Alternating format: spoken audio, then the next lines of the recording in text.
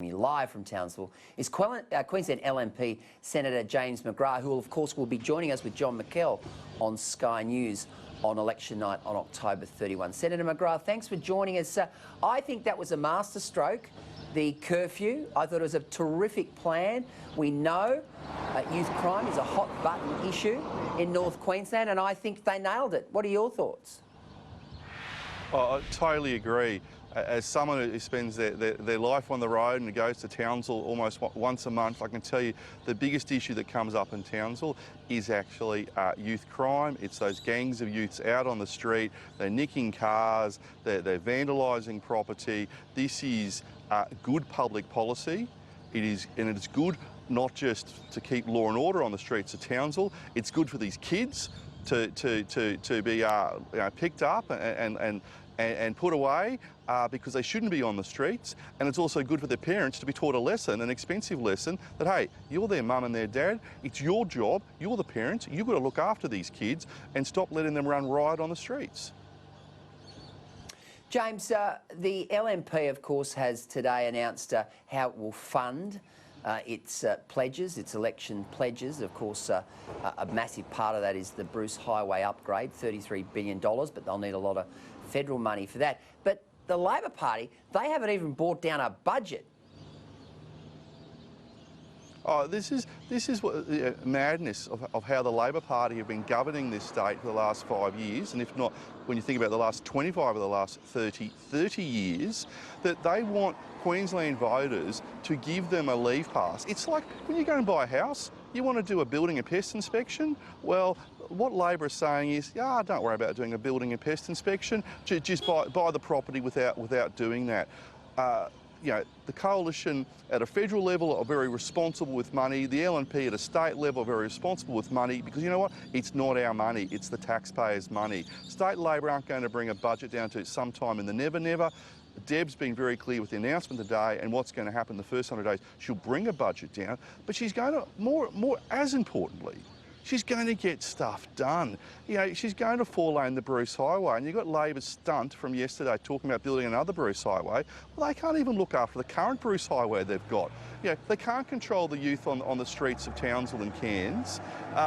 We can talk about all the rail fails they've had in the southeast corner. This is a Labor government who really should be given the boot on the 31st of October. And I'm speaking to you actually, funnily enough, from air, couldn't get to Townsville because of sort of dawdling along a bit too much. And it's people like Dale Last here, who are those strong members who will become members of the cabinet around Deb Frecklington's cabinet table, who will deliver for the North and just won't be a talking shop. They're going to be fighting for the North in Brisbane rather than being Brisbane's patsies up here, which is what you see with the Labor members.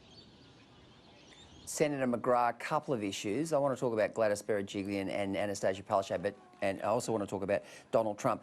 Today, Gladys Berejiklian implored Queensland Premier Anastasia Palaszczuk to open the borders because she felt that was the right thing to do. Anastasia Palaszczuk hit back and said, "You've got enough troubles of your own." It was pretty feisty stuff. There's no love lost there, is there?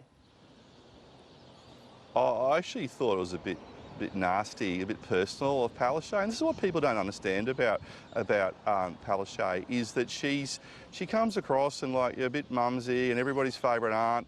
This person is a Labor hack. Palaszczuk is someone who is born of the Labor Party. She's never had a real job. All she exists for is to fight for Labor to get them into power. Compared to Deb Frecklington, someone who went to Galuga State School, a one-teacher school, someone who met her husband at the Calamans Bar at the Echo. Her first job out of school was fitting suits at Fletcher Jones, who's run her own businesses. And I just thought, hang on, this shows you different approaches to life here. The Premier's got a little bit personal, a little bit nasty against Gladys Berejiklian. That was uncalled for. If Queensland does owe money to New South Wales, well, hang on, we've got to pay our bills. It's taxpayers' money. We've got to pay our bills, and this comes to how Labor approach life and politics. It's always someone else's money. Someone else will take care of it. It's going to be Daddy's credit card. It's going to be someone else's worry. And hang on, you've got to live up to your responsibilities. You've got to live within your means, and you've got to make the right, sensible decisions for Queensland, not based on focus groups that the taxpayers paid for.